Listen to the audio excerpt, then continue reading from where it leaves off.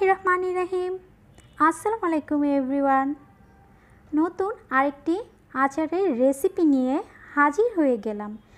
এখন যেহেতু জলপাই সিজন চলছে, তাই ভাবলাম আপনাদেরকে জলপাইয়ের আচার করে দেখাই। এই জলপাইয়ের কুচি আচারটা কিন্তু খুবই টেস্টি। চলুন দেখে নিই আমি কিভাবে জলপাইয়ের আচার তৈরি করলাম।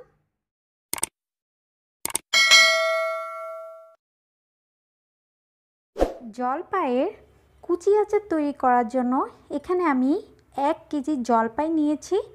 জলপাইটা যদি একটু বড় সাইজের হয় তাহলে এটা ঝুরি করতে খুবই সুবিধা হয়, তাই আমি একটু বড় সাইজের জলপাই নিয়েছি। জলপাইটা আমি ধুয়ে তারপর একটা সবজি গ্রেটার দিয়ে গ্রেট করে নিব। সবগুলো জলপাই আমি এভাবে কুচি করে নিয়েছি। তারপর হাত দিয়ে চেপে এক্সট্রা পানিটা আমি ফেলে দিয়েছি। এবার আমি কিছু লবণ দিয়ে আর সর্ষে বাটা দিয়ে আমি এটা মেখে নিব। হাফ টেবিল চামচ সাদা লবণ, হাফ টেবিল চামচ বিট লবণ। আমি দু রকমের লবণ দিলে আচারের টেস্টটা অনেক বেড়ে যায়, তাই চেষ্টা করবেন অবশ্যই বিট লবণটাও দেওয়ার।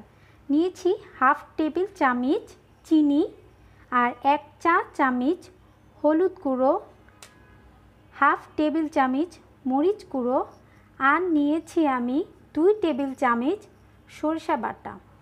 এবার আমি সবগুলো উপকরণ দিয়ে খুব ভালোভাবে মেখে নেব।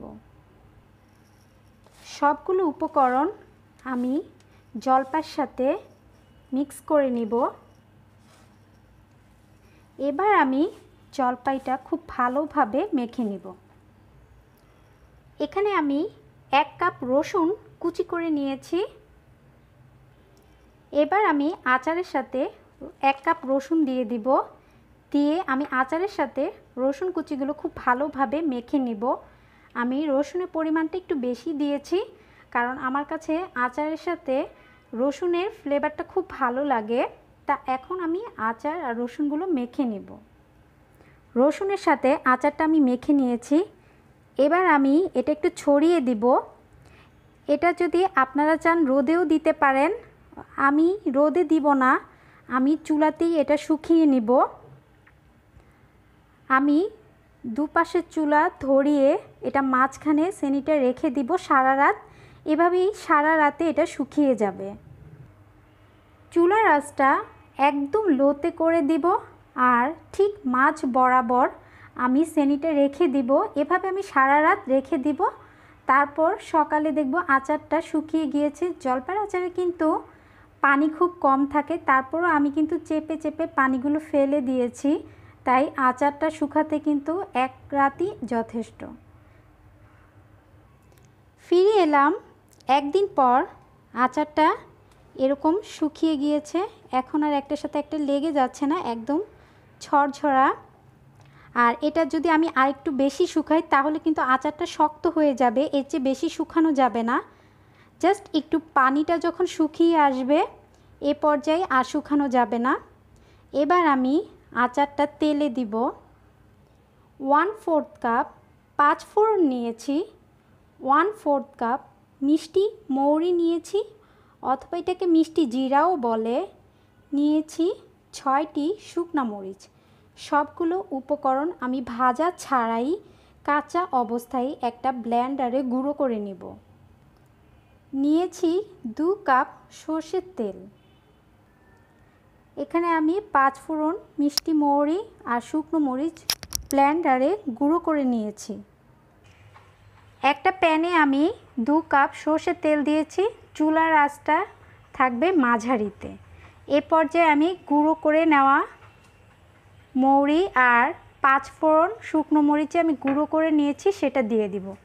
হালকা একটু নেড়ে চেড়ে তেলের সাথে আমি এটা মিশিয়ে নিব।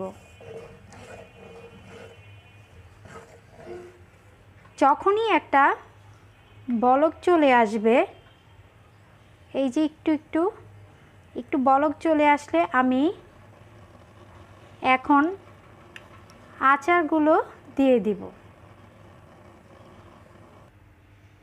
এ পর্যায়ে আমি চুলাটা অফ করে দিব। দিয়ে আচারগুলো দিয়ে দিব। আচারটা যখন ঠান্ডা হয়ে যাবে তারপর আমি একটা কাঁচের জারে আচারটা ভরে নিব। এই জলপাইয়ের আচার আপনারা সারা বছর সংরক্ষণ করে রাখতে পারবেন। এই আচার ভাত এবং খিচুড়ির সাথে খেতে অসাধারণ লাগে। আশা করি আজকে জলপাইয়ের কুচি আচারের রেসিপিটা আপনাদের অবশ্যই ভালো লেগেছে। ভালো লেগে থাকলে আমাকে প্লিজ সাবস্ক্রাইব করতে ভুলবেন না। সবাই ভালো এবং সুস্থ থাকবেন। আল্লাহ হাফেজ।